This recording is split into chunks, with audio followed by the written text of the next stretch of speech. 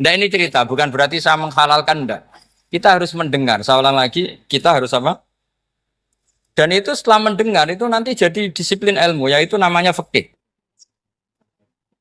Saya berkali-kali cerita di mana-mana cerita, fikih itu harus dievaluasi karena ini masalah furu'iyah. Saya berkali-kali cerita di mana-mana cerita. Hukum berteman orang fasik gimana? Pasti orang jawab haram karena takut ketularan orang fasik. Tapi kalau dibalik, hukumnya bina orang fasik gimana? Ya baik, umatnya Nabi. Bisa bina kalau berteman. Kamu bisa bina orang fasik tanpa berteman? Gak bisa. Jadi kalau dibalik, hukum berteman orang fasik gimana? Haram. Hukumnya bina orang fasik? Baik. Bisa bina kalau berteman. Berarti berteman orang fasik? Ya terus nanti pada level lapangan sih gampang. Kalau yang soleh membina yang fasik dan yang fasik ketularan yang soleh maka ternyata baik. Kalau yang soleh ketularan fasik ya berarti ternyata buruk. Tapi kan hukum masa nunggu kenyataan kan jadi nggak hukum. Di mana-mana hukum itu kan ada asumsi karena ini masalah ijtihad.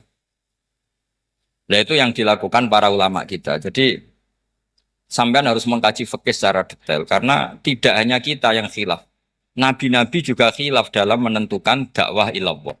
Wali-wali kita kayak Abdul Hasan Asyadili sama Sayyid Abdul Al-Haddad itu juga khilaf.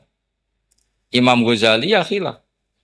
Imam Suyuti itu kalau ketemu Al-Qastolani itu saling tidak nanya, saking nggak cocoknya. Masyhur itu. Jadi ulama ya ora cocok. Bedanya nak saiki perkara partai. Kalau orang gini enggak. Karena pakai asumsi. Pakai asumsi karena memang susah. Enggak misalnya memang tak bedai, tak beri yang di enggak misalnya ada orang rukuk. Rukuk kemudian kentut. Itu sholatnya batal apa enggak? Enggak jawab saja. Enggak orang sholat kemudian pas rukuk kentut atau kelihatan auratnya. Sholatnya batal apa enggak? Batal. Lah itu keliru nih sampean, itu salah dosennya mesti itu.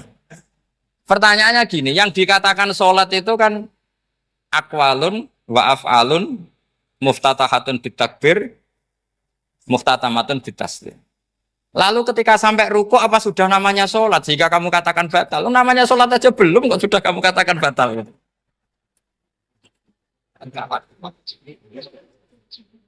Iya kan? Jadi kalau aku mau sholat pas ruku ngetut batal atau ora? Mestinya jawaban yang benar, ya ora sholat jenenge gitu. Karena kalau dikatakan sholat, definisinya harus sampai salah. Tapi kan kita nggak mungkin ngomong seperti itu kan dianggap majnun. Padahal itu yang benar, yang punya kecerdasan. Nah makanya pertanyaannya, fikih itu ngikuti bahasa awam apa bahasa istilah? Kalau ngikuti bahasa awam ya kayak tadi, sholat kok pas rukuk kentut maka batal. Sebenarnya yang batal itu sholatnya apa rukuknya?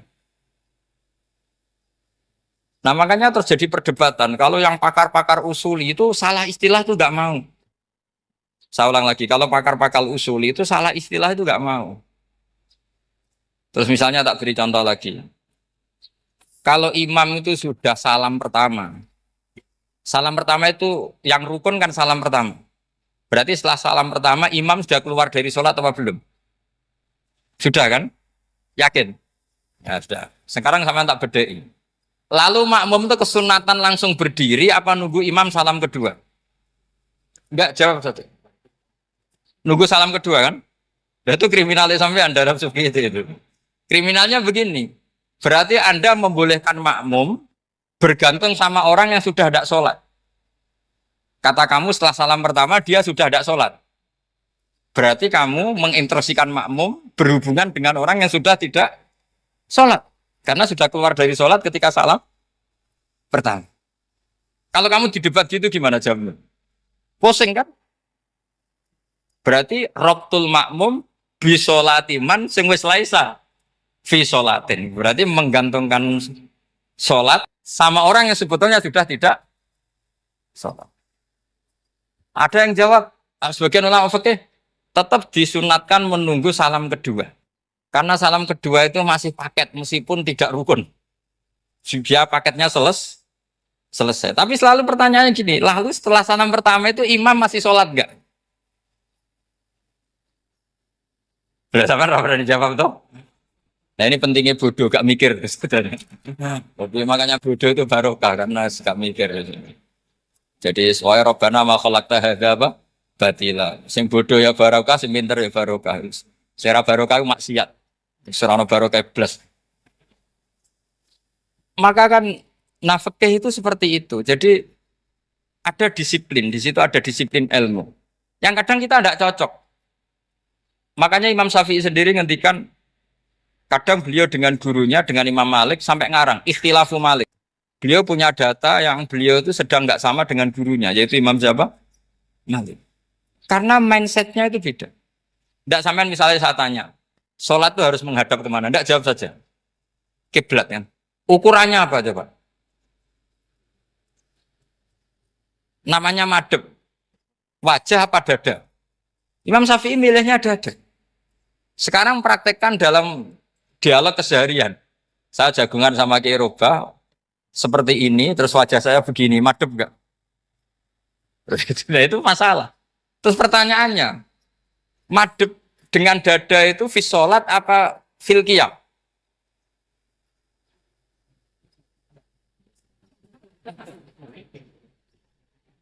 Loh, enggak, kalau fis sholat pas sujud, dada kamu madep mana coba? Kamu enggak pernah mikir kan? Ya, madep pakai dada itu kan kalau berdiri. Kalau rukuk sama sujud,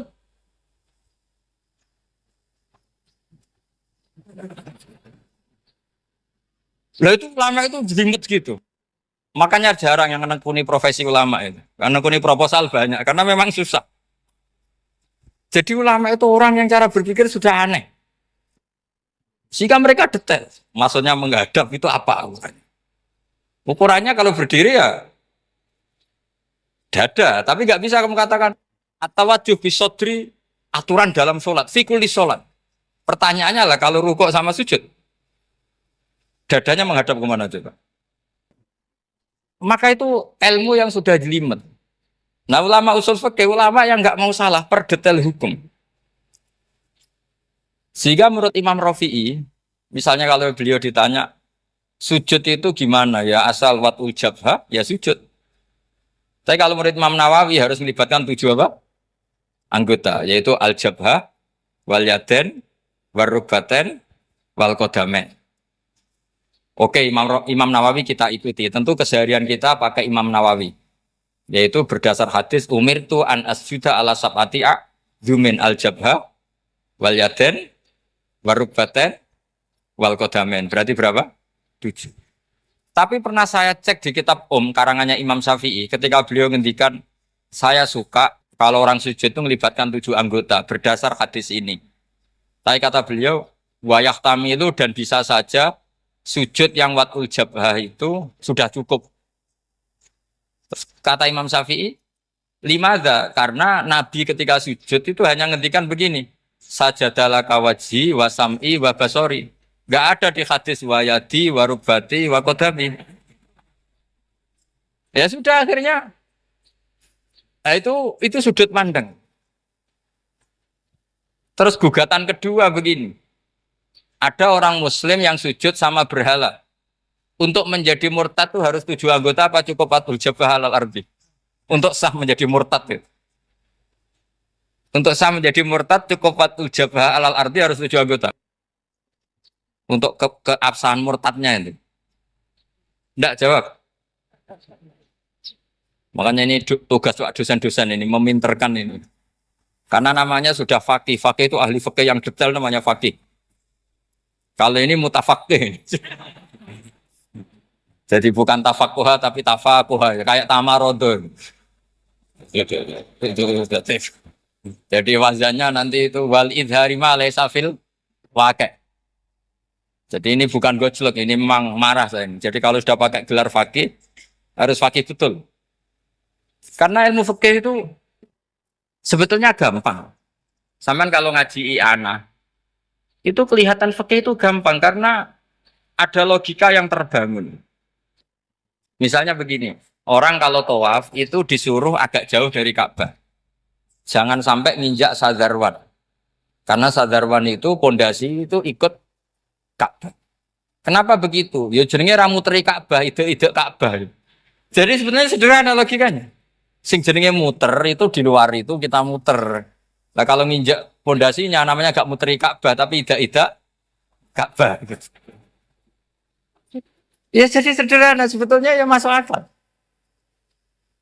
Jadi fikih itu nggak ada yang iskal sebetulnya masuk akal.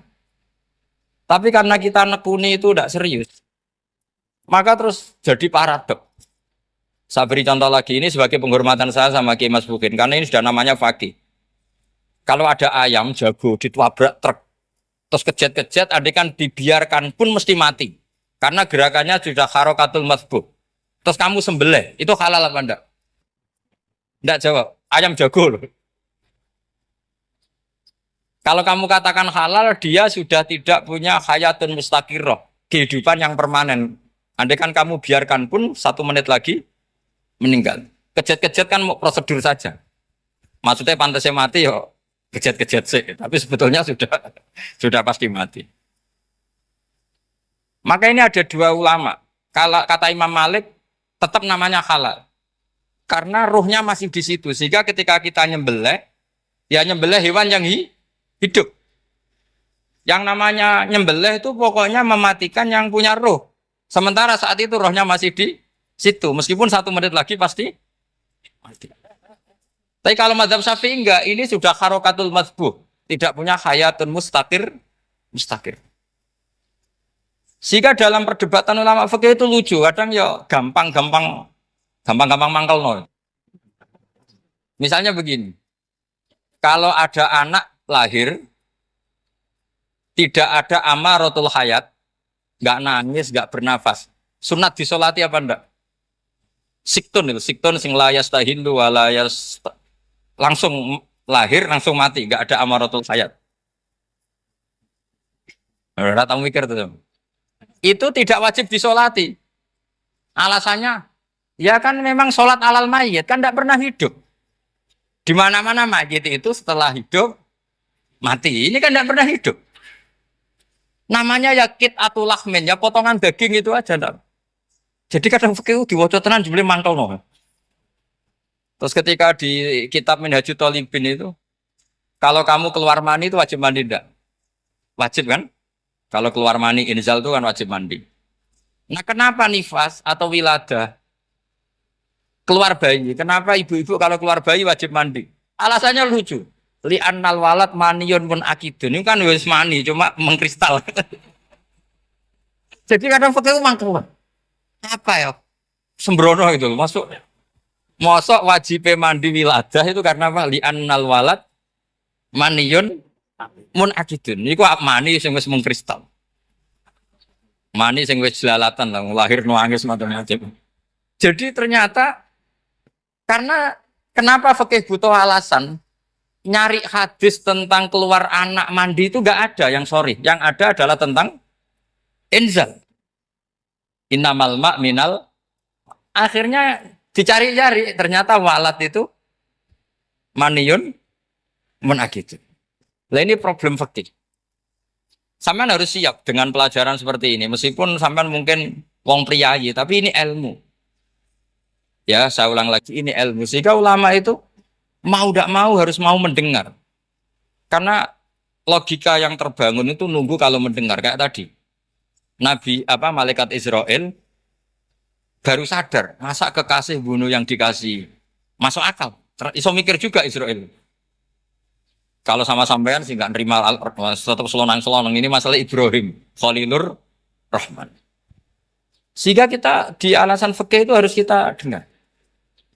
Saya dulu itu, saya sampai sekarang, itu sama kalau bayi lahir masih sudah berbentuk bayi, saya sendiri berpendapat sebaiknya disolatin. Kalau sudah berbentuk bayi, meskipun tidak tidak nangis, tidak ada amaratul hayat.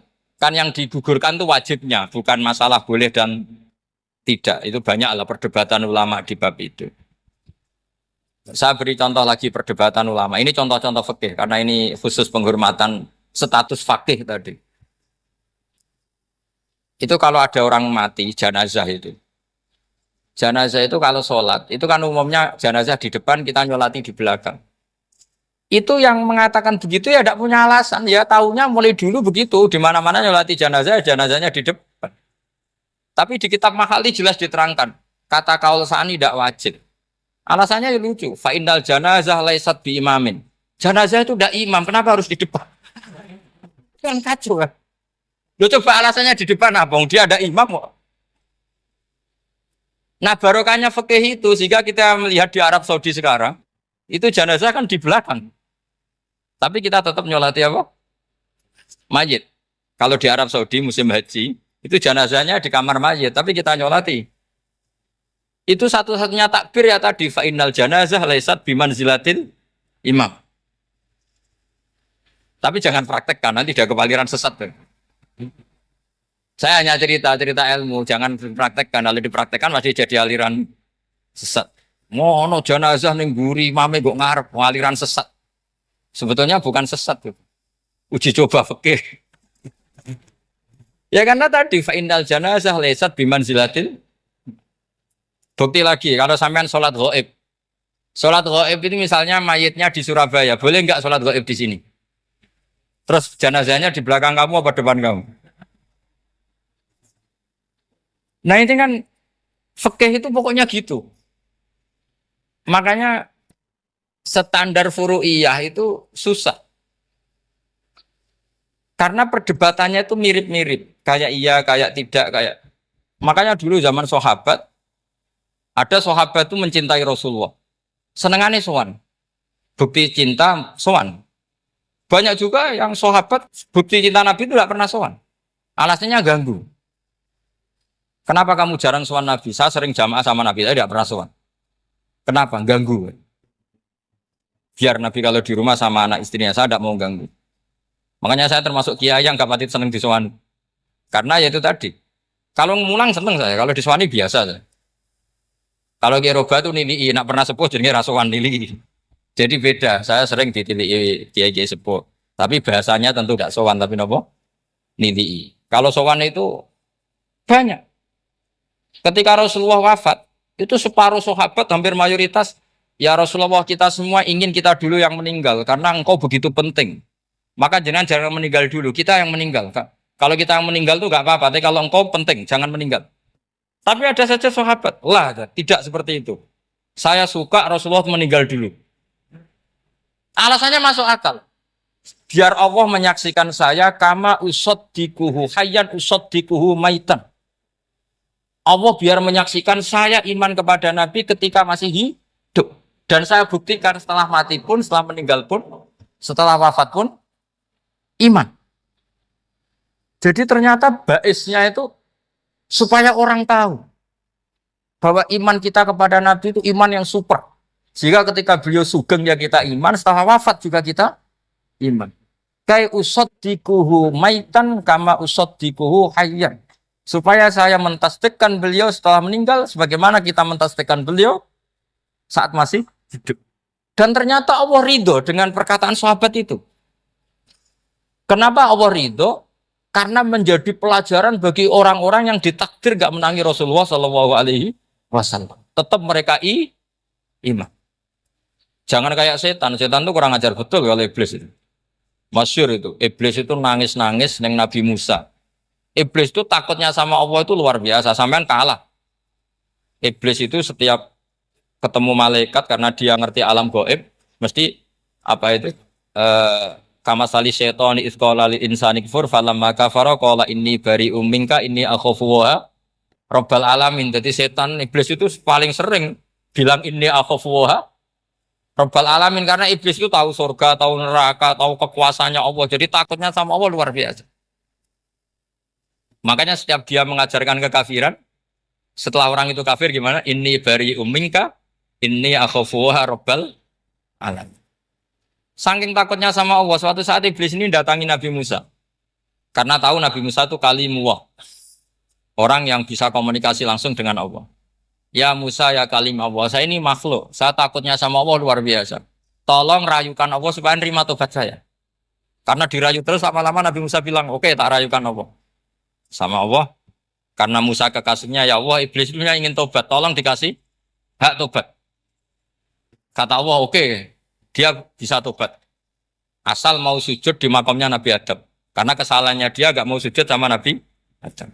Semenang Nabi Musa karena ada cara untuk iblis menjadi tobat. Dikasih tahu sama Nabi Musa. Alhamdulillah kamu diterima tobatnya. Syaratnya apa? Sujud ke kuburannya Nabi Adam. Wah, iblis ya tau aslinya terus. Asjuduhu maitan wa qatla asjuduhu hayyan. Oh, zaman urip aku ora gelem, pomene wis mati. Oh, dasar setan itu. Zaman urip aku ora gelem, wis mati kok kon sujud. Kumat maksudnya terus ya sudah terus sampai sekarang akhirnya. Kalau sekarang sudah tidak mungkin lagi karena nggak ada Nabi Musa. Jadi ijtihadnya sahabat melihat wafatnya Rasulullah itu beda-beda dan ternyata semuanya diridhoni Allah. Karena ternyata yang suka Nabi wafat dulu adalah ingin supaya umat Islam tetap mencintai beliau, iman sama beliau, tasdik sama beliau, sebagaimana tasdik zaman Sugeng. Makanya kita harus mencintai guru-guru kita. Uhibbuhu maitan kama uhibbuhu hayyan.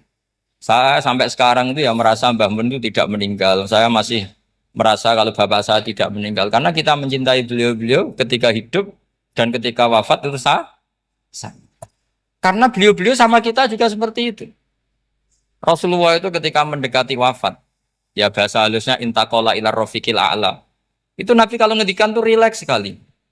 Hayati khairun lakum wa wafati khairun lakum. Jong aku nak uripku ya apik. Engko nak aku wis kapundhut ya apik. Fa amma hayati fali asunna lakum asnan. Sebagian riwayat fa innakum tuhadditsuna anni wa uhadditsu ankum. Kalau saya masih hidup, saya bisa mengajarkan kamu sunnah, mengajarkan kamu tradisi-tradisi yang benar. Dan ketika aku mati, ketika aku sudah wafat, maka saya jejer Allah. Kata Nabi, saya berdampingan dengan Allah, maksudnya dekat Allah. Tentu bila Kevin walan hisor. Terus sudah fa'inna amalakum, amal-amal kamu diperlihatkan ke saya. Berhubung saya sudah dekat Allah, kalau amal kamu baik, saya muji Allah. Kalau amal kamu buruk, saya langsung mintakan ampun kepada Allah. Jadi Nabi rileks sekali.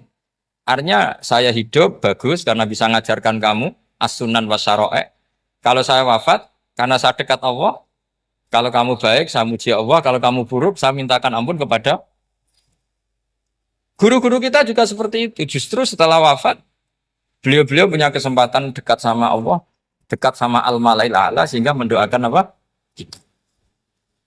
Nah, terus kata Said Muhammad, wala taqulu lima yuqtalu fi sabilillahi amwat.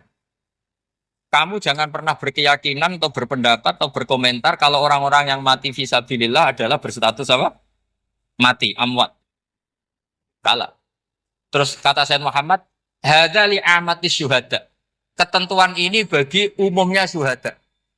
Artinya gini, umumnya syuhada saja tidak berstatus amwat. Apalagi hadza Rasulullah, sayyidul syuhada, sayyidul anbiya, sayyidul mursalin. Tentu tidak pernah berstatus amwat.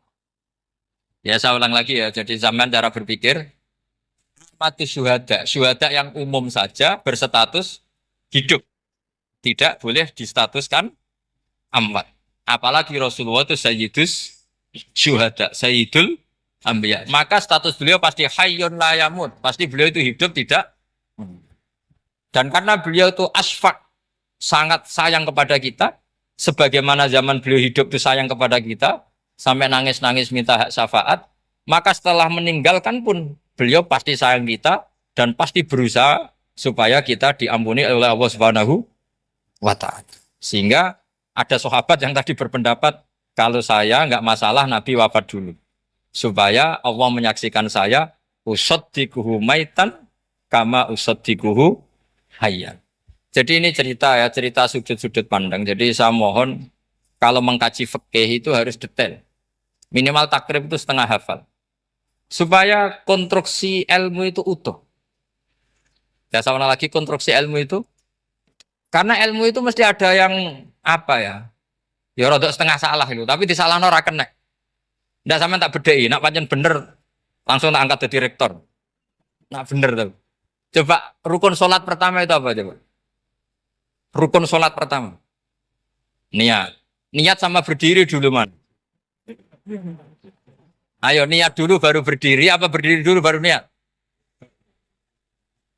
Nah, berarti niat sama berdiri dulu mana? Nah, rubah kan?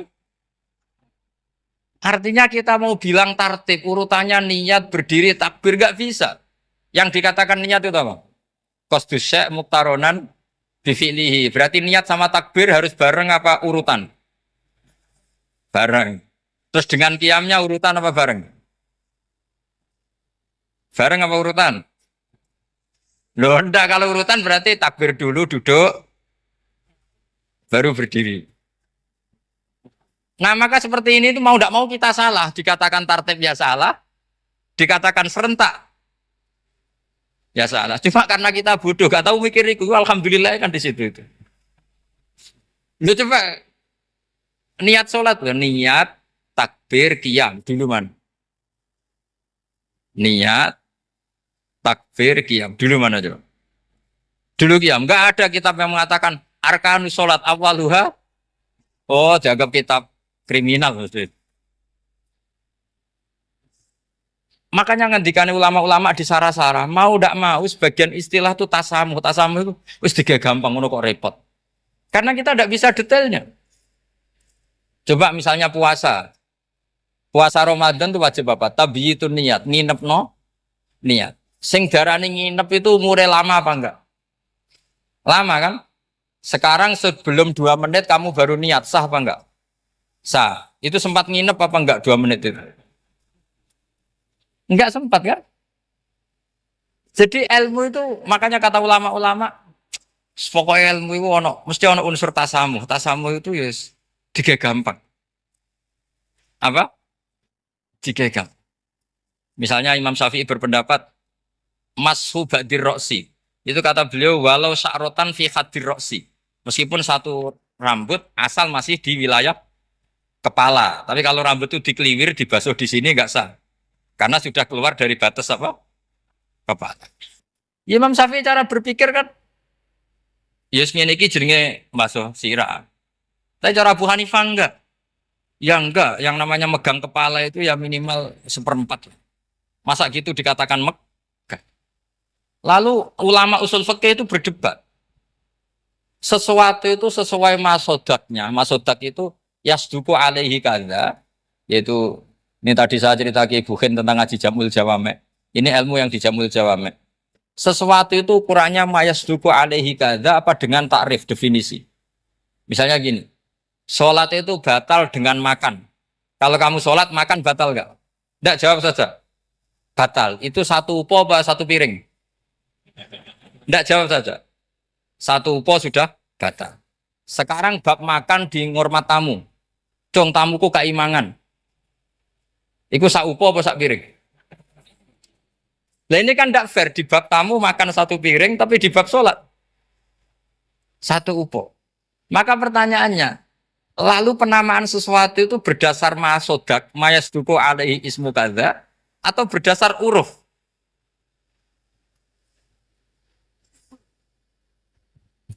Ukurannya apa coba? Maka terus jadi perdebatan. Nah ini di sini ini pentingnya ulama karena ya sekarang saya bedai sekarang. Cengkeh itu wangi apa enggak? Kategorinya cengkeh. Wangi kan kalau orang bikin kue tar pasti pakai apa? Cengkeh. Pakai wedang ronde supaya manis, apa wangi dikasih apa? Cengkeh. Nah itu saya berkali-kali cerita, pernah mau dipikirkan orang Islam itu nggak boleh rokok karena dianggap pakai apa? Mewangi karena ada apa? Cengkeh. Tapi terus didebat, kalau gitu berarti orang Jumatan sunat rokok. Karena Jumatan disunatkan pakai pewangi. Wah itu kan akhirnya tuh, wah iya repot ya kan. Jadi kalau cengkeh kamu kategorikan pewangen, yang orang Islam nggak boleh rokok karena pakai cengkeh yang wangi. Konsekuensinya orang Jumatan sunat rokok karena berarti di masjid pakai apa? Pewangi. Kan sesat semua. Jadi itu ilmu. Makanya selain fikih mateng itu ada ilmu yang namanya usul fikih. Usul fikih itu yang neliti itu. Mayasduku alaihi kadza. Jadi Ya wis ngono iku wis diarani ngono. Saurang lagi. Ngono iku wis diarani ngono. Ora perlu roh detail. Ya, saya ulang lagi. Wis ora perlu roh detail. Makanya Abu Hanifah itu misalnya basuh wajah. Wis anggere kecelok ngene iki basuh wajah. Nek Imam Syafi'i kan detail. Mimba ini mana bitis syari sampai ila somahe uzunehi ila zakon. Terus mana bitis syari Imam Syafi'i nambah apa? Ghaliban. Kenapa ditambah ghaliban? Karena kalau orang budak mana bitis syarinya di sini. Jadi itu fikih. Jadi fikih itu jelimet. Padahal kita ini nggak pernah berpikir secerdas Imam Syafi'i, tapi akhirnya ya mikir juga. Agak ditambah ghaliban, mana bitis syarinya orang budak kan? Sini. Terus sekarang perdebatannya, orang budak basuh Masur Roksi di sini sah nggak? Karena tadi itu wajah apa kepala kan gitu kan. Kan jadi bingung gitu. Ya makanya ini mukadimah saya supaya sampean apa lebih disiplin belajar apa? Fikih dan setidaknya didiskusikan lah kitab-kitab Minhajul Thalibin atau kitab-kitab Mahali. Karena di situ nanti ada perdebatan. Dan perdebatannya itu indah sekali kayak tadi. Ada yang mengatakan jenazah harus di depan, tentu dalam kondisi normal. Kita ingin jenazah itu di depan. Tapi ada kondisi itu tidak normal kayak di Masjid Haram. Lalu solusinya gimana? Ya kita ngikuti kaul sani, fa innal janazah laisat bimanzilatil imam. Tapi kalau di sini normal ya sudah kita sholat ya normal aja lah. Masa jenazahnya di belakang kamu sholat? Nanti jenazahnya iri. Sekali-kali di depan aja kok gak boleh gitu. Malah jadi repot nanti. Jadi karena apa ya? Kalau kita mengkaji tidak panjang, itu bahaya. Karena ilmu tadi, ilmu itu ada logikanya. Imam Ghazali dalam bab warid sama maurud itu gak setuju sama Imam Syafi'i, dia Maliki. Ya kalau dalam mazhab Syafi'i yang populer kan kalau ada najis, airnya sedikit kan dikucurkan. Supaya al-ma'u itu warid. Kalau warid punya kekuatan menghilangkan. Tapi gak boleh najis diletakkan di bejana yang ada airnya. Airnya namanya maurud. Tapi Imam Ghazali dalam hal itu ngikuti Imam Malik. Nggak ada bedanya warid sama maurud. Karena logika Imam Ghazali gini. Misalnya ini ada najis. Ya mik ini ada najis di sini. Atau sarong lah. Contoh paling gampang kan sarong. Ini sarong, najisnya di sini. Kamu kucuri. Ketika kamu kucur, air yang lewat ini kan tidak ada dua kola. Kemudian ketika terkena najis, mutanajis kan? Kalau dia sudah mutanajis, dia punya kekuatan menghilangkan najis apa enggak? Enggak kan, karena dia sendiri berstatus mutanajis. Artinya begini, meskipun ini disorno, itu bukan berarti najis enggak campur. Nah terus sampean misalnya bantah, tapi kucurannya wakil, terus nanti semua tersisa hilang. Ya kalau gitu enggak ada masalah kan, pertanyaannya kan karena banyu itu satu ciduk. Sehingga Imam Syafi'i mengatakan, cara berpikir Imam Ghazali, air itu oleh Allah dikatakan mutahhirun, mensucikan. Ya sudah, kalau ada air berarti mensucikan. Baik caranya warid maupun maurud. Bukan karena air itu menghilangkan najis. Karena tadi logikanya yang sudah kena najis, air ini sudah berstatus mutanajis. Berarti pas mulai lewat ke bawah, dia statusnya apa? Mutanajis. Ke bawah lagi berstatus mutanajis. Misalnya sampean bantah, tapi mutanajis ini kan dihilangkan oleh air di atasnya. Ya kalau ada jaminan air berikutnya bisa menuntaskan. Nah, najisnya bandel, gandok kan terus panjang perdebatannya. Makanya kata Imam Ghazali sudah dalam hal itu saya ikut Imam Malik. Ikut Imam Malik, anggarono najis, kok is disori banyu ne ora mutaghayir. Yer yes ngono iku jenenge nyucekno. Mergo banyu oleh Allah distatuskan mutahhir mensucikan. Dadi ora usah bayangno sing jlimet-jlimet. Nah itu namanya masodak. Wis keceluk basuh ambek banyu. Berarti wis keceluk mensucikan. Itu juga satu kefiah dalam usul fikih. Ya sudah seperti itu. Ya kayak sampean kangen anak. Kangen anak itu ketemu wis cukup ta ora? Cara sampean wis cukup. Tapi cara anak sampean ketemu tok ra nyangoni. Nah. Lalu ukurannya itu ukuran anak apa ukuran orang tua? Ukuran anak apa ukuran orang tua? Definisi ketemu lalu.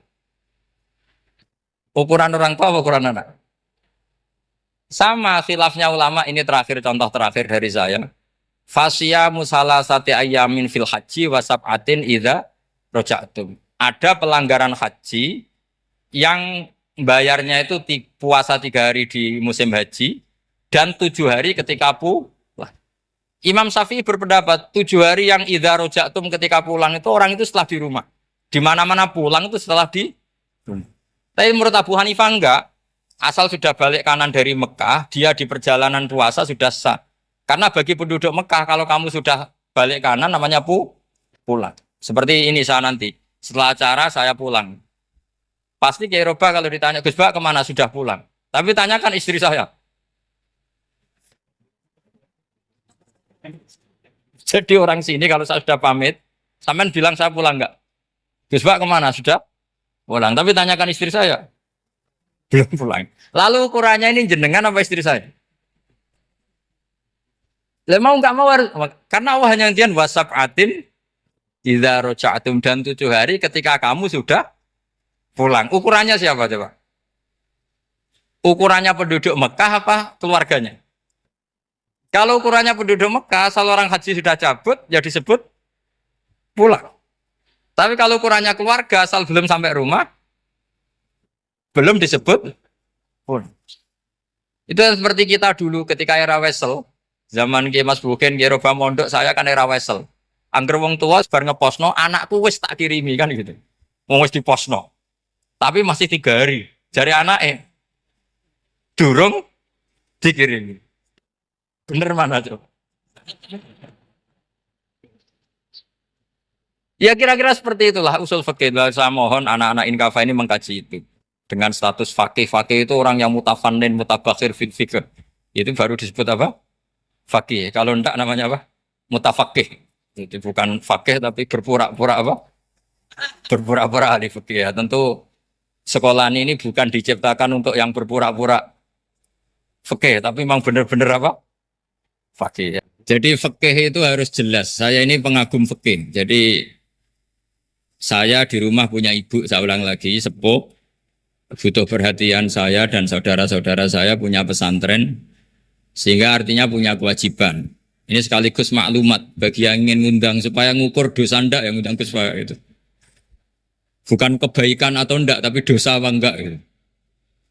Artinya bisa menggugurkan kewajiban secara fikih itu hanya kewajiban yang lebih apa? Besar. Kayaknya ndak akan terjadi kecuali temannya bapak saya atau pernah guru-gurunya guru saya. Misalnya Lirboyo, nanti Saban ngundang saya 2. Begini ya, ini kan abahnya Ki Mas Buhin juga namanya Fakih, gurunya juga Ki Abdul Fakih. Saya berharap anak-anak Inkafa ini nekuni utamanya itu fikih. Fikih itu penting sekali. Kata Sayyid Ali yang Sohibu Simtid Durar itu, wabihi kiwamus syariah. Yang bisa mengawal syariat itu hanya fikih. Fikih itu ya kalau yang paling gampang tentu kita misalnya punya Fathul Qorib, Fathul Mu'in, Fathul Wahab. Tapi yang faham betul, mesti faham itu ngelotok setengah hafal. Jangan bawa kitabnya tok, sementing sekian semester terus selesai. Itu sama-sama dosa, itu dosanya ya dosa, mahasiswanya juga dosa. Karena sudah terlanjur sarjana agama, ternyata nggak bisa, itu kan. Mendingan ndak sarjana agama. Itu saya tak cerita sama Kiai Roba, itu ada fatwa Kiai. Kiai juga wali. Suatu saat ada penyanyi dangdut top terkenal di Indonesia itu. Itu nyanyi dangdut. Ya penyanyi ya dai. Entah itu hakikat entah majas tidak tahu. Itu Kiai itu fatwanya lucu. Kalau kamu datangi dia pas main dangdut, masih saya beri izin. Tapi kalau datangi dia pas pengajian itu tak larang kan.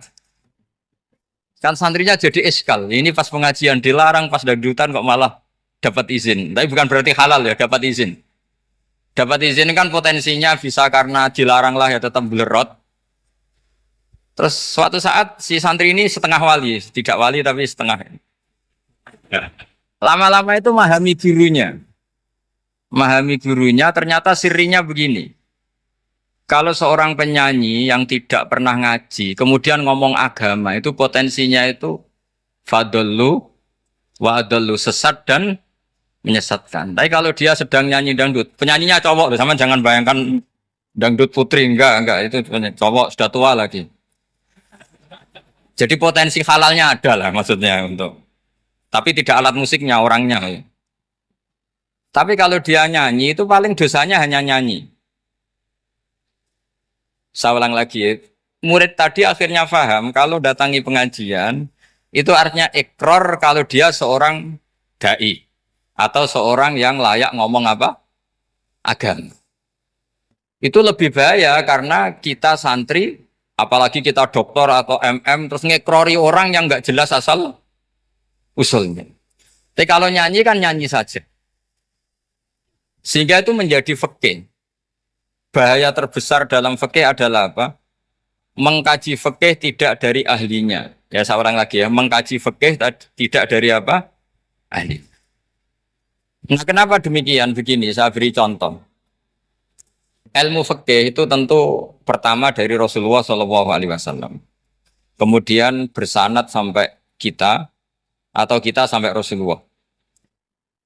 Itu ngalami sekian ijtihad yang tidak mudah. Saya beri sekian contoh. Dulu Imam Syafi'i itu sukanya sama guru yang miskin, ya karena rata-rata santri juga miskin. Jadi mesti ngidolakan guru yang miskin, karena sesama miskinnya harus berkoalisi. Tapi akhirnya gurunya Imam Syafi'i itu miskin sekali. Namanya Muslim bin Khalid Az-Zanji itu miskin, Sufyan As-Tsauri miskin, Sufyan bin Uyainah miskin. Setelah ngaji di Medina itu Imam Malik itu kaya. Pas itu Imam Malik sudah kaya. Setiap ketemu Imam Syafi'i dikasih uang. Sampai ketika Imam Malik itu bilang, kamu sudah alim, ilmu saya sudah habis, kamu ngaji sama yang lain. Sama siapa? Kata Imam Malik, orang yang sealim saya sudah meninggal, namanya Abu Hanifah. Tapi dia punya murid, namanya Muhammad bin Hasan Asy-Syaibani, kamu ke sana. Terus Imam Malik datang ke Baki. Dulu Baki itu pasar rental, ya Grab lah kita sekarang. Itu. Mengumumkan, siapa kafilah yang mau ke Irak? Kita ya Imam Malik, dibayari sama Imam Malik. Ini yang antar ke Irak, ke Muhammad bin Hasan Asy-Syaibani. Imam Malik mulai ngeper. Guru saya yang miskin tidak pernah nyangoni, guru-guru saya yang kaya sering nyangoni. Mulai memasalahkan kiai miskin, gitu. Kira-kira seperti itu mulai masalah. Setelah datang ke Irak, di Muhammad bin Hasan Asy-Syaibani itu si Muhammad bin Hasan Asy-Syaibani itu kalau ngitung uang itu di meja tamu. Jadi punya emas lantaan, punya uang. Kira-kira kalau Indonesia punya rupiah, punya dolar, dihitung itu di ruang tamu. Kata Imam Syafi'i, saya dengan Imam Malik saja nggak serak, ini lebih kedonyan lagi. Ngitung uang itu di ruang tamu. Terus akhirnya si Muhammad bin Hasan Asy-Syaibani ini ahlul usul, dia pakar usul. Kamu heran sama saya? Iya, kiai kok kedonyan. Dia ngomong gitu. Tapi kata Muhammad bin Hasan Asy-Syaibani, kalau kiai tidak boleh kaya, itu tak kayak wong fasik. Dan gue demenan, gue mabuk. Oh jangan, nanti dipakai maksiat. Penjenengan mawon kersane digetoat. Berarti kiai oleh sugih. Mun pun angsal-angsal. Semenjak itu jadi satu fikih bagi Imam Syafi'i. Ternyata kalau mengharamkan kiai sugih, berarti membolehkan yang fasik sugih. Kalau yang fasik sugih bisa dipakai i'anah alal maksiyah. Semenjak itu mindset pikiran Imam Syafi'i rubah. Saking rubahnya sampai beliau berpendapat orang bisa beli Alphard, kok beli carry itu haram. Bisa jadi bupati kayak Pak Roba, jadi RT haram. Pokoknya gitu. Bisa keren Kak Gus Bak, kok jadi orang pendengar haram. Pokoknya haram terus. Karena dalil beliau al-Islam ya'lu wala yu'la alaih. Coba sampean ridho misalnya jadi orang Gresik dipimpin orang yang enggak sholat, ridho enggak? Nggak, atau sholat tapi nggak bisa ngaji, ridho ndak? Ketika yang bisa ngaji berpotensi jadi buba, terus keterusan. Karena Imam Syafi'i keterusan, ya umatnya keterusan. Akhirnya orang-orang Syafi'i itu politikus rata-rata. Ya, makanya sama jangan kaget sama Baruba. Kakak saya wakil bupati, di putranya Mbah Mun ada yang wakil apa? Gubernur. Dulu Gus Wahid yang menteri agama. Itu asal usul dari perubahan fikih, mindset, cara berpikir Imam siapa?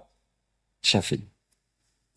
Jadi dulu itu fikih ditemukan itu jelimet, ada perdebatan. Itu tidak hanya pada level ulama, pada level nabi pun ada perdebatan. Jadi jangan kira nabi itu tidak debat, ya debat. Nabi itu asal seangkatan itu mesti debat, termasuk debat dengan malaikat. Jadi kalau perlu ya debat sama apa? Karena malaikat itu kan lugu itu gak iso mikir. Karena kalau malaikat iso mikir bisa jadi rektor. Nanti kasihan Pak Salam. Malaikat gak boleh jadi rektor. Malaikat Israel itu nggak tahu etika. Jadi beliau ketika mau membunuh, mencabut nyawanya Ibrahim datang, ya Ibrahim saya ini disuruh nyabut nyawa kamu. Kata Ibrahim, wah kamu itu pasti salah. Kamu tahu saya siapa? Saya ini Khalilur Rahman, kekasih Allah. Masa kekasih membunuh yang dikasih? Ini nggak benar, logika itu nggak benar. Pasti kamu salah. Karena Israel itu tidak bisa debat. Ketika ditanya, hal ra'aita khalilan yumitu khalilah, masa kekasih membunuh yang dikasih? Saya ini Khalilur Rahman. Masa Allah mencintai saya kemudian membunuh saya, itu logika agak benar. Enggak, keliru, kamu itu keliru. Israel akhirnya terbang lagi. Ya Allah, katanya logika saya ini salah. Karena masa kekasih membunuh yang dikasih. Karena Israel nggak pernah sekolah, nggak pernah sekolah. Nggak bisa dia jawab. Akhirnya diajarin Allah. Dah kamu bilang gini ke Ibrahim. Hal ra'aita khalilan yakrahu ayyalqa khalilah. Masa kekasih tidak siap ketemu yang dikasih. Dibalik logikanya. Akhirnya datang lagi ke Israel. Kata Allah begini. Masa jenengan kekasihnya tidak siap ketemu yang kau kasih. Oh ya oke mati gak apa-apa. Jadi ilmu itu ngalamin perdebatan. Jadi saya datang murni karena Kiai Mas Husin, bukan karena MC. Itu dosa besar kalau saya datang karena MC. Karena saya punya kewajiban yang lebih besar. Jadi yang bisa mengalahkan adalah a'dzama minhu, yang super besar kira-kira. Karena jelas ada riwayat inna min abaril birri silatar rajuli ahla wuddi abih. Ya, inna min abaril birri silatar rajul ahla wuddi abih. Di antara kebaikan yang sangat baik adalah seseorang menyambung teman bapaknya. Padahal sampean kan nggak mungkin teman bapak saya. Teman saya aja nggak mungkin, nggak level apalagi bapak saya kan. Jadi malah mohal itu. Jadi ilmu itu harus mengalami satu gesekan. Karena logika itu bisa dibalik. Nah karena ilmu itu mengalami satu gesekan, satu logika yang bisa kayak iya kayak enggak. Sehingga jargon di dunia ijtihad itu begini. Ra'yuna shawabun yahtamilul khata' wa ra'yuka khata'un yahtamilus shawab. Pendapat saya benar tapi mungkin salah. Tapi pendapat kamu taruhannya salah dulu tapi ya mungkin benar. Jadi mustahid kalau ketemu mustahid itu lucu. Ngomongnya itu ra'yuna shawabun yahtamilul khata'. Pendapat saya tarifnya benar dulu tapi ya mungkin salah. Kalau pendapat kamu salah tapi ya mungkin benar atau mungkin bisa salah, ya tidak tahu, pokoknya mungkin benar. Nah kenapa demikian? Begini, di luar masalah tauhid, seorang lagi di luar masalah tauhid itu tentu ada masalah-masalah yang sifatnya ijtihadiyah. Ya saya ulang lagi, yang sifatnya apa? Ijtihadiyah. Dan ijtihadiyah ini nggak pernah selesai karena muqtadul hal, konteks kesejarahan maupun konteks kesempatan itu tidak sama. Dulu kiai-kiai itu ngaramkan dasi, ngaramkan celana karena yang celananan yang dasinan itu penjajah. Sehingga mantas sabah biqaumin fahuwa minhu. Tapi lama-lama kiai-kiai itu ya pakai dasi, pakai celana. Ya karena dianggap sudah tidak mantas sabah biqaumin fahuwa minhu. Ini ngalami pergeseran. Semua istihad itu ngalami pergeseran.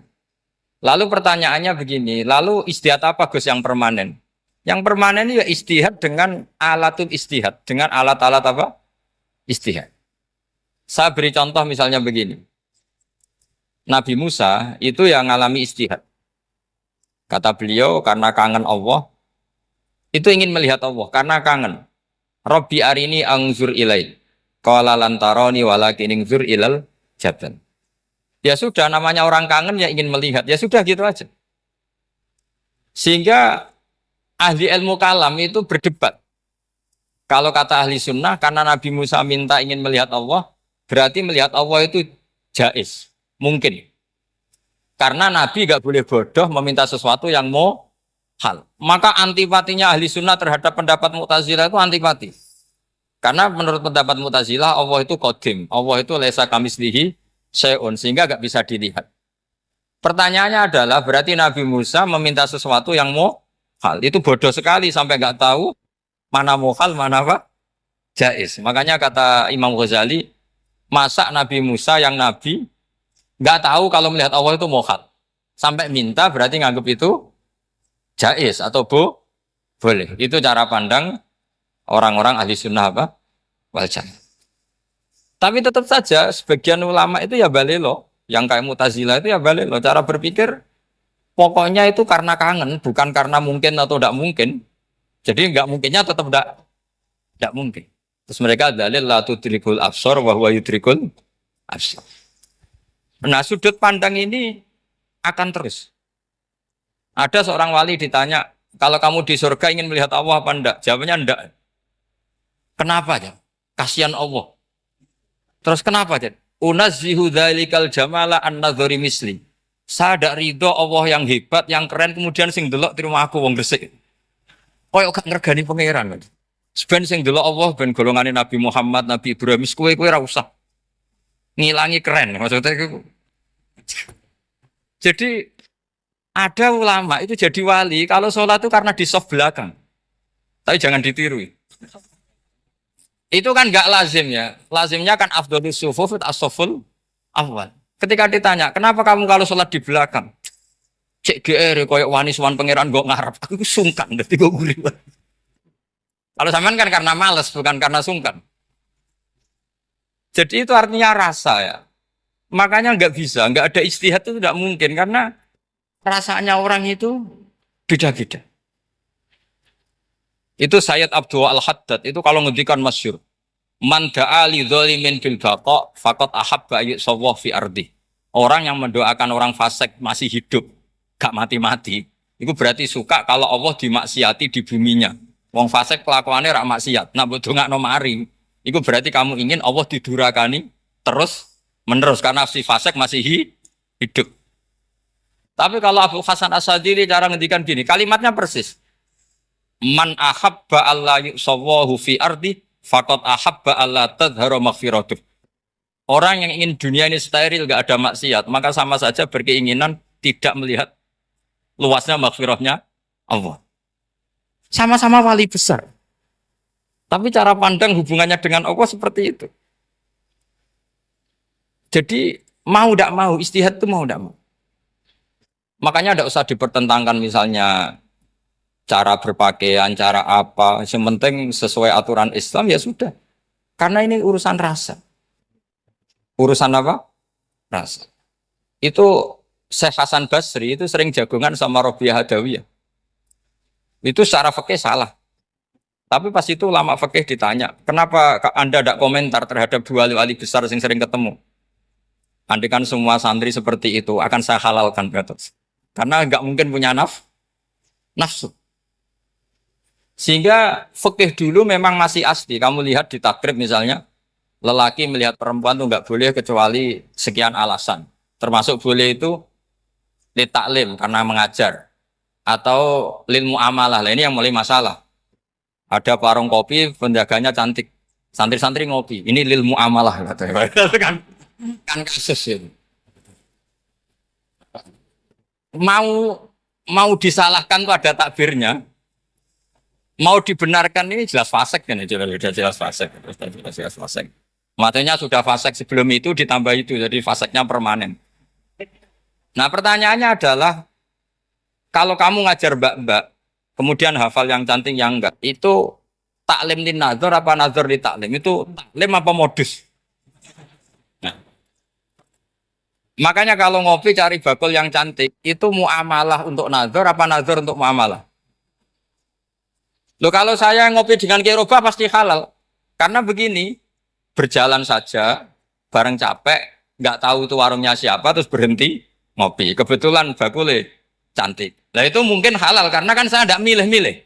Ingin ngopi kebetulan bakulnya cantik. Kalau kamu kan nggak apal daftarnya. Wah itu mesti haram itu mesti haram itu. Karena berarti kan kamu menjadikan ngopi ini modus. Gue jagani nak takok pangeran. Lo kok nazar? Muamalah Gusti, muamalah. Itu mesti modus. Maka fikih itu harus dikawal oleh tasawuf. Kalau ndak semua hukum fikih bisa diakalin. Makanya Imam Bukhari punya satu bab namanya Kitabul Khiyab. Bab mengkhilaf fikih. Beliau itu antinya sama Abu Hanifah itu luar biasa. Nggak ada ulama dibenci Imam Bukhari kayak Abu Hanifah. Masyhur. Untungnya beliau nggak menangi Abu Hanifah. Kalau menangi geger terus ini. Bisa bahsul masail terus ini. Itu Abu Hanifah itu ulama yang suka khilaf. Khilaf itu ngerekayasa hukum. Misalnya begini. Saya ini puasa agak lemes. Ujian agak lemes. Apalagi kiai serapati di duit santri beling-beling lemes itu. Apa mangan itu kan poso-poso kok mangan kan gak keren. Supaya saya bisa makan dan halal. Saya bisa ngajak kiai Robai ya jalan-jalan. Jalan-jalan nyari yang jarak 2 marhalah.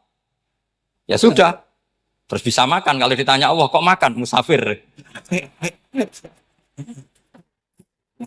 Jadi bolehkah insya'us safar menciptakan pergi demi untuk supaya boleh iftar? Boleh enggak cara dunia? Coba kok enggak boleh alasannya apa? Kan pergi. Perginya juga enggak maksiat. Itu khilaf. Tapi Said Muhammad, Abuya Said Muhammad, Muhammad bin Alawi, Said Muhammad, itu membela Abu Hanifah. Artinya membela jangan semua khilaf itu diharamkan. Karena itu cara, saya ulang lagi, karena itu cara untuk mengawal bahwa hukum Allah itu luas. Karena kalau nggak ada khilaf itu ya kita kesulitan. Kita kesulitan. Misalnya begini, ini penjelasannya, makanya kita harus sering mendengar. Saya itu dulu masih sangat fikih itu protes, kenapa ada puluhan polisi wanita? Itu kan pekerjaan cowok ya, pekerjaan pria. Tapi setelah mendapat penjelasan dari polisi, itu alasannya masuk akal, Gus. Kadang-kadang orang nakal itu menyembunyikan narkoba, itu di alat wanitanya. Itu kalau semua lelaki, polisi kayak jenengan, masalah itu. Sehingga memang harus ada polisi wanita karena sebagian pengedar narkoba itu perempuan dan menyembunyikannya di tempat itu. Kalau semua polisi cowok kan nggak kebayang. Sehingga kita akhirnya mendengar membolehkan polisi itu wanita. Ada wilayah yang harus wanita. Begitu juga ada pertanyaan, kenapa sih dokter kandungan itu cowok? Saya punya banyak santri yang muhibin saya itu dokter kandungan. Tak tanya, kamu itu kok cowok kok jadi dokter kandungan, kan pekerjaannya seperti itu. Dia jawabnya lucu. Dari 10 yang tes jadi dokter kandungan, itu yang cewek itu lulus 2. Yang cowok lulus semua.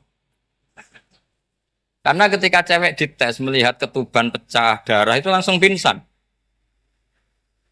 Sehingga yang secara psikologi dablek itu kan memang lelaki.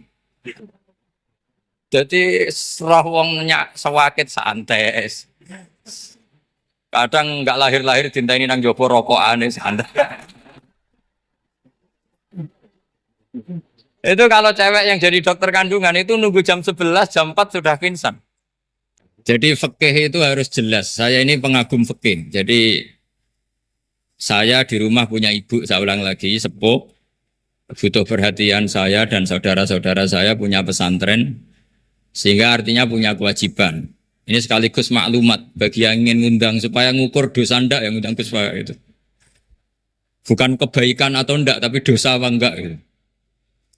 Artinya bisa menggugurkan kewajiban secara fikih itu hanya kewajiban yang lebih apa? Besar. Kayaknya ndak akan terjadi kecuali temannya bapak saya atau pernah guru-gurunya guru saya. Misalnya Lirboyo nanti Saban ngundang saya 2. Begini ya, ini kan abahnya Kiai Mas Buhin juga namanya Fakih, gurunya juga Kiai Abdul Fakih. Saya berharap anak-anak Inkafa ini nekuni utamanya itu fikih. Fikih itu penting sekali. Kata Sayyid Ali yang Sohibu Simtid Durar itu, wabihi kiwamus syariah, yang bisa mengawal syariat itu hanya fikih. Fikih itu ya kalau yang paling gampang tentu kita misalnya punya Fathul Qorib, Fathul Mu'in, Fathul Wahab. Tapi yang faham betul, mesti faham itu ngelotok setengah hafal. Jangan bawa kitabnya tok, sementing sekian semester terus selesai. Itu sama-sama dosa, itu dosanya ya dosa, mahasiswanya juga dosa. Karena sudah terlanjur sarjana agama, ternyata nggak bisa, itu kan mendingan ndak sarjana agama. Itu saya tak cerita sama Kiai Roba, itu ada fatwa Kiai, Kiai juga wali. Suatu saat ada penyanyi dangdut top terkenal di Indonesia itu. Itu nyanyi dangdut. Ya penyanyi ya dai. Entah itu hakikat entah majas tidak tahu. Itu Kiai itu fatwanya lucu. Kalau kamu datangi dia pas main dangdut masih saya beri izin. Tapi kalau datangi dia pas pengajian itu tak larang kata. Kan santrinya jadi eskal. Ini pas pengajian dilarang, pas dangdutan kok malah dapat izin. Tapi bukan berarti halal ya, dapat izin. Dapat izin kan potensinya bisa karena dilarang lah ya tetap belerot. Terus suatu saat si santri ini setengah wali, tidak wali tapi setengah. Ya. Lama-lama itu memahami gurunya. Memahami gurunya ternyata sirinya begini.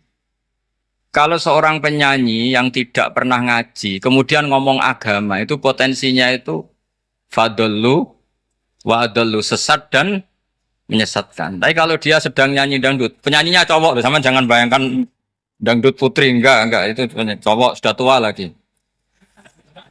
Jadi potensi halalnya ada lah maksudnya untuk, tapi tidak alat musiknya orangnya. Tapi kalau dia nyanyi itu paling dosanya hanya nyanyi. Saya ulang lagi, murid tadi akhirnya paham kalau datangi pengajian itu artinya ikror kalau dia seorang dai atau seorang yang layak ngomong apa? Agama. Itu lebih bahaya karena kita santri, apalagi kita doktor atau MM terus ngekrori orang yang nggak jelas asal usulnya. Tapi kalau nyanyi kan nyanyi saja. Sehingga itu menjadi fikih. Bahaya terbesar dalam fikih adalah apa? Mengkaji fikih tidak dari ahlinya. Ya saya ulang lagi ya, mengkaji fikih tidak dari apa? Ahli. Nah kenapa demikian? Begini, saya beri contoh. Ilmu fikih itu tentu pertama dari Rasulullah SAW. Kemudian bersanad sampai kita atau kita sampai Rasulullah. Itu ngalami sekian ijtihad yang tidak mudah. Saya beri sekian contoh. Dulu Imam Syafi'i itu sukanya sama guru yang miskin, ya karena rata-rata santri juga miskin. Jadi mesti ngidolakan guru yang miskin. Karena sesama miskinnya harus berkoalisi. Tapi akhirnya gurunya Imam Syafi'i itu miskin sekali. Namanya Muslim bin Khalid Az-Zanji itu miskin. Sufyan As-Tsauri miskin. Sufyan bin Uyainah miskin. Setelah ngaji di Medina itu Imam Malik itu kaya. Pas itu Imam Malik sudah kaya. Setiap ketemu Imam Syafi'i dikasih uang. Sampai ketika Imam Malik itu bilang, kamu sudah alim. Ilmu saya sudah habis, kamu ngaji sama yang lain. Sama siapa? Kata Imam Malik, orang yang sealim saya sudah meninggal, namanya Abu Hanifah. Tapi dia punya murid, namanya Muhammad bin Hasan Asy-Syaibani. Kamu ke sana. Terus Imam Malik datang ke Baki. Dulu Baki itu pasar rental. Ya Grab lah kira-kira sekarang. Itu. Mengumumkan, siapa kafilah yang mau ke Irak? Kita ya Imam Malik. Dibayari sama Imam Malik. Ini yang antar ke Irak, ke Muhammad bin Hasan Asy-Syaibani. Imam Malik mulai ngeper. Guru saya yang miskin tidak pernah nyangoni, guru-guru saya yang kaya sering nyangoni. Mulai memasalahkan kiai miskin, kira-kira seperti itu mulai masalah. Setelah datang ke Irak, di Muhammad bin Hasan Asy-Syaibani itu si Muhammad bin Hasan Asy-Syaibani itu kalau ngitung uang itu di meja tamu. Jadi punya emas lantaan, punya uang. Kira-kira kalau Indonesia punya rupiah, punya dolar, dihitung itu di ruang tamu. Kata Imam Syafi'i, saya dengan Imam Malik saja enggak serik, ini lebih kedonyan lagi. Ngitung uang itu di ruang tamu. Terus akhirnya si Muhammad bin Hasan Asy-Syaibani ini ahlul usul, dia pakar usul. Kamu heran sama saya? Iya, kiai kok kedonyan. Dia ngomong. Tapi kata Muhammad bin Hasan Asyibani, kalau kiai tidak boleh kaya, itu tak kayak wong fasik. Dan gue demenan, gue mabuk. Oh jangan, nanti dipakai maksiat. Penjenengan mawon kersane digetoat. Berarti kiai oleh sugih. Pun angsal-angsal. Semenjak itu jadi satu fikih bagi Imam Syafi'i. Ternyata kalau mengharamkan kiai sugih, berarti membolehkan yang fasik sugih. Kalau yang fasik sugih bisa dipakai i'anah alal maksiat. Semenjak itu mindset pikiran Imam Syafi'i rubah. Saking rubahnya sampai beliau berpendapat orang bisa beli Alphard, kok beli carry itu haram. Bisa jadi bupati kayak Pak Roba, jadi RT haram. Pokoknya gitu. Bisa keren kayak Gus Bak, kok jadi orang pendengar haram. Pokoknya haram terus. Karena dalil beliau al-Islam ya'lu wala yula alaih. Coba sampean ridho, misalnya jadi orang Gresik dipimpin orang yang nggak sholat, ridho ndak? Ndak. Atau sholat tapi nggak bisa ngaji, ridho ndak? Ketika yang bisa ngaji berpotensi jadi bupati, terus keterusan. Karena Imam Syafi'i keterusan, ya umatnya keterusan. Akhirnya orang-orang Syafi'i itu politikus rata-rata. Ya, makanya sama jangan kaget sama Baruba. Kakak saya wakil bupati ini. Putranya Mbah Mun ada yang wakil apa? Gubernur. Dulu Gus Wahid yang menteri agama. Itu asal usul dari perubahan fikih, mindset, cara berpikir Imam siapa? Syafi'i. Jadi dulu itu fikih ditemukan itu jelimet, ada perdebatan. Itu tidak hanya pada level ulama. Pada level Nabi pun ada perdebatan. Jadi jangan kira Nabi itu tidak debat, ya debat. Nabi itu asal seangkatan itu mesti debat, termasuk debat dengan malaikat. Jadi kalau perlu ya debat sama apa? Karena malaikat itu kan lugu itu gak iso mikir. Karena kalau malaikat iso mikir bisa jadi rektor. Nanti kasihan Pak Salam. Malaikat gak boleh jadi rektor. Malaikat Israel itu nggak tahu etika. Jadi beliau ketika mau membunuh, mencabut nyawanya Ibrahim datang, ya Ibrahim saya ini disuruh nyabut nyawa kamu. Kata Ibrahim, wah kamu itu pasti salah. Kamu tahu saya siapa? Saya ini Khalilur Rahman, kekasih Allah. Masa kekasih membunuh yang dikasih? Ini nggak benar, logika itu nggak benar. Pasti kamu salah. Karena Israel itu tidak bisa debat. Ketika ditanya, hal ra'aita khalilan yumitu khalilah, masa kekasih membunuh yang dikasih? Saya ini Khalilur Rahman. Masa Allah mencintai saya kemudian membunuh saya, itu logika agak benar. Tidak keliru, kamu itu keliru. Israel akhirnya terbang lagi. Ya Allah, katanya logika saya ini salah. Karena masa kekasih membunuh yang dikasih. Karena Israel nggak pernah sekolah, nggak pernah sekolah. Nggak bisa dia jawab. Akhirnya diajarin Allah. Dah kamu bilang gini ke Ibrahim. Hal ra'aita khalilan yakrahu ayyalqa khalilah. Masa kekasih tidak siap ketemu yang dikasih. Dibalik logikanya. Akhirnya datang lagi ke Israel. Kata Allah begini. Masa jenengan kekasihnya tidak siap ketemu yang kau kasih. Oh ya oke mati gak apa-apa. Jadi ilmu itu ngalamin perdebatan. Jadi saya datang murni karena Kiai Mas Busin, bukan karena MC. Itu dosa besar kalau saya datang karena MC. Karena saya punya kewajiban yang lebih besar. Jadi yang bisa mengalahkan adalah a'dzama minhu, yang super besar kira-kira. Karena jelas ada riwayat inna min abaril birri silatar rajuli ahla wuddi abi. Ya, inna min abaril birri silatar rajul ahla wuddi abi. Di antara kebaikan yang sangat baik adalah seseorang menyambung teman bapaknya. Padahal sampean kan nggak mungkin teman bapak saya. Teman saya aja nggak mungkin, nggak level apalagi bapak saya kan. Jadi malah mohal itu. Jadi ilmu itu harus mengalami satu gesekan. Karena logika itu bisa dibalik. Nah karena ilmu itu mengalami satu gesekan, satu logika yang bisa kayak iya kayak enggak. Sehingga jargon di dunia ijtihad itu begini. Ra'yuna shawabun yahtamilul khata' wa ra'yuka khata'un yahtamilus shawab. Pendapat saya benar tapi mungkin salah. Tapi pendapat kamu taruhannya salah dulu tapi ya mungkin benar. Jadi mustahid kalau ketemu mustahid itu lucu. Ngomongnya itu ra'yuna shawabun yahtamilul khata'. Pendapat saya tarifnya benar dulu tapi ya mungkin salah. Kalau pendapat kamu salah, tapi ya mungkin benar atau mungkin bisa salah, ya tidak tahu, pokoknya mungkin benar. Nah, kenapa demikian? Begini, di luar masalah tauhid, seorang lagi di luar masalah tauhid, itu tentu ada masalah-masalah yang sifatnya ijtihadiyah. Ya, saya ulang lagi, yang sifatnya apa? Ijtihadiyah. Dan ijtihadiyah ini nggak pernah selesai karena muktadul hal, konteks kesejarahan maupun konteks kesempatan itu tidak sama. Dulu kiai-kiai itu ngaramkan dasi, ngaramkan celana karena yang celananan yang dasinan itu penjajah. Jika mantas sabah biqaumin bahwa apa? Minhu. Tapi lama-lama kiai-kiai itu ya pakai dasi, pakai celana. Ya karena dianggap sudah tidak mantas sabah apa? Biqaumin bahwa apa? Minhu. Ini ngalami pergeseran. Semua istihad itu ngalami pergeseran. Lalu pertanyaannya begini, lalu istihad apa Gus yang permanen? Yang permanen ya istihad dengan alatul istihad, dengan alat-alat apa? Istihad. Saya beri contoh misalnya begini. Nabi Musa itu yang ngalami istihad.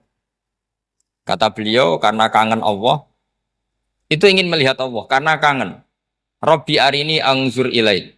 Qala lan tarani walakin ingzur ilal jabal. Ya sudah, namanya orang kangen ya ingin melihat. Ya sudah gitu aja. Sehingga ahli ilmu kalam itu berdebat. Kalau kata ahli sunnah, karena Nabi Musa minta ingin melihat Allah, berarti melihat Allah itu jaiz. Mungkin. Karena Nabi gak boleh bodoh meminta sesuatu yang mau hal. Maka antipatinya ahli sunnah terhadap pendapat Mu'tazilah itu antipati. Karena menurut pendapat Mu'tazilah, Allah itu qadim. Allah itu laisa kamislihi syai'un, sehingga gak bisa dilihat. Pertanyaannya adalah, berarti Nabi Musa meminta sesuatu yang mau hal. Itu bodoh sekali sampai gak tahu mana mau hal, mana apa? Jaiz. Makanya kata Imam Ghazali, masa Nabi Musa yang Nabi gak tahu kalau melihat Allah itu mau hal. Sampai minta berarti nganggap itu jaiz atau boleh. Itu cara pandang orang-orang ahli sunnah apa? Wal jamaah. Tapi tetap saja sebagian ulama itu ya balelo, yang kayak Mu'tazilah itu ya balelo. Cara berpikir pokoknya itu karena kangen, bukan karena mungkin atau tidak mungkin. Jadi nggak mungkinnya tetap tidak mungkin. Terus mereka dalil la tudrikul absar wa huwa yudrikul absar. Nah, sudut pandang ini akan terus. Ada seorang wali ditanya, kalau kamu di surga ingin melihat Allah apa enggak? Jawabannya enggak. Kenapa ya? Kasihan Allah. Terus kenapa, Jen? Unazzihu dzalikal jamala an-nadhari misli. Saya tidak ridho Allah yang hebat, yang keren, kemudian sing delok terima aku wong gresik. Koyo gak ngergani pangeran. Seben sing delok Allah ben golongane Nabi Muhammad, Nabi Ibrahim, kowe ora usah ngilangi keren. Maksudnya itu. Jadi ada ulama itu jadi wali kalau sholat itu karena di soft belakang. Tapi jangan ditiru. Itu kan nggak lazim ya. Lazimnya kan afdhalus sufuf as-saful awal. Ketika ditanya, kenapa kamu kalau sholat di belakang?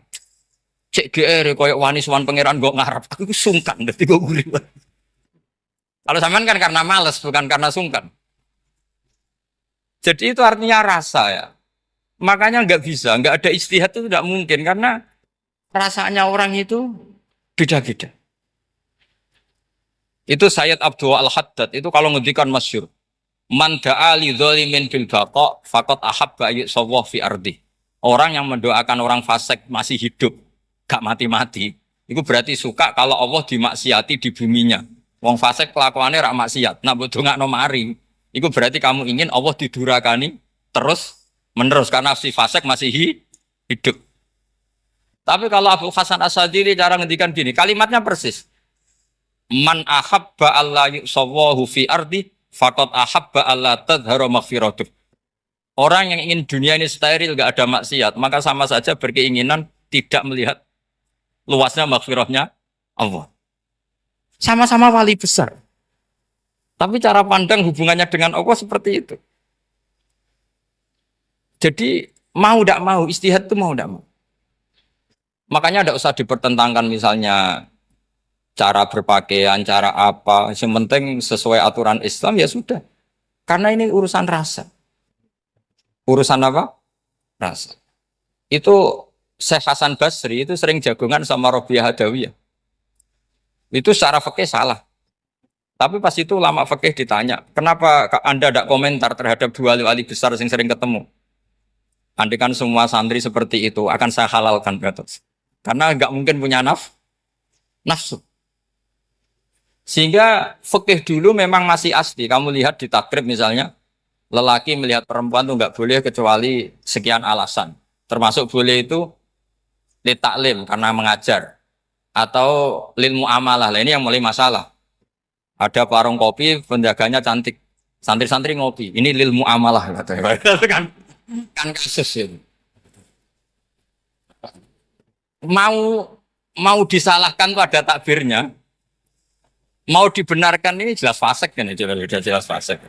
Jelas fasik. Matanya sudah fasik sebelum itu ditambah itu. Jadi fasiknya permanen. Nah pertanyaannya adalah, kalau kamu ngajar mbak-mbak, kemudian hafal yang cantik yang enggak, itu taklim di nazar apa nazar di taklim? Itu taklim apa modus? Nah, makanya kalau ngopi cari bakul yang cantik, itu muamalah untuk nazar apa nazar untuk muamalah? Loh kalau saya ngopi dengan kiroba pasti halal. Karena begini, berjalan saja, bareng capek, nggak tahu itu warungnya siapa, terus berhenti ngopi. Kebetulan bakulnya cantik. Nah itu mungkin halal karena kan saya tidak milih-milih. Ingin ngopi kebetulan bakulnya cantik. Kalau kamu kan nggak apal daftarnya. Wah itu mesti haram itu. Mesti haram itu. Karena berarti kan kamu menjadikan ngopi ini modus. Gue jagani nak takok pangeran. Lo kok nazar? Muamalah Gusti muamalah. Itu mesti modus. Maka fikih itu harus dikawal oleh tasawuf. Kalau ndak semua hukum fikih bisa diakalin.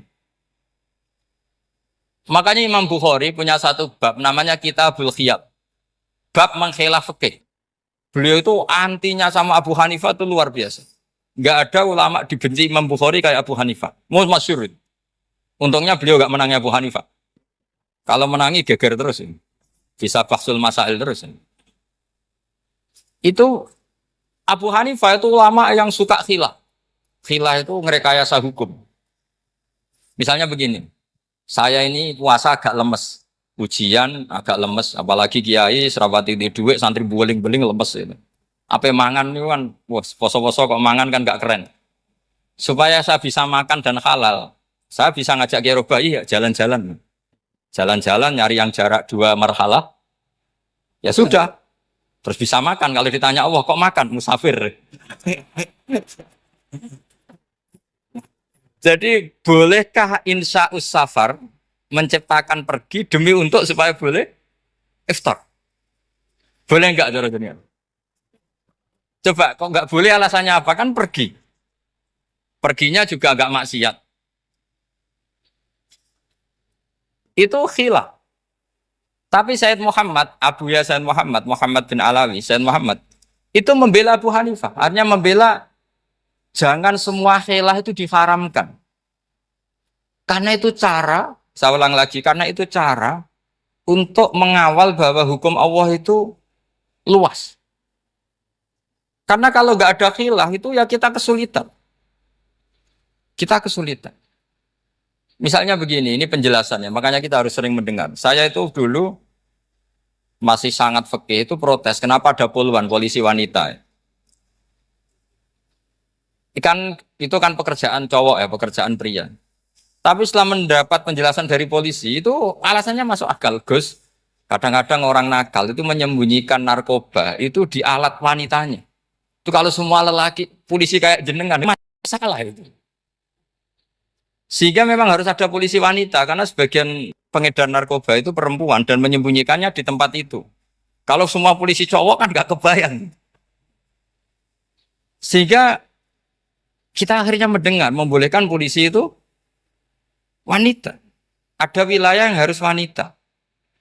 Begitu juga ada pertanyaan, kenapa sih dokter kandungan itu cowok? Saya punya banyak santri yang muhibin saya itu dokter kandungan. Tak tanya, kamu itu kok cowok kok jadi dokter kandungan? Kan pekerjaannya seperti itu. Dia jawabnya lucu. Dari 10 yang tes jadi dokter kandungan, itu yang cewek itu lulus 2. Yang cowok lulus semua. Karena ketika cewek dites melihat ketuban pecah darah itu langsung pingsan. Sehingga yang secara psikologi dablek itu kan memang lelaki. Jadi serah wongnya sewakit santai. Kadang nggak lahir-lahir dinteni nang jopo rokokane santai. Itu kalau cewek yang jadi dokter kandungan itu nunggu jam 11, jam 4 sudah pingsan. Ya saya kira demikian. Mohon maaf. Assalamualaikum warahmatullahi wabarakatuh.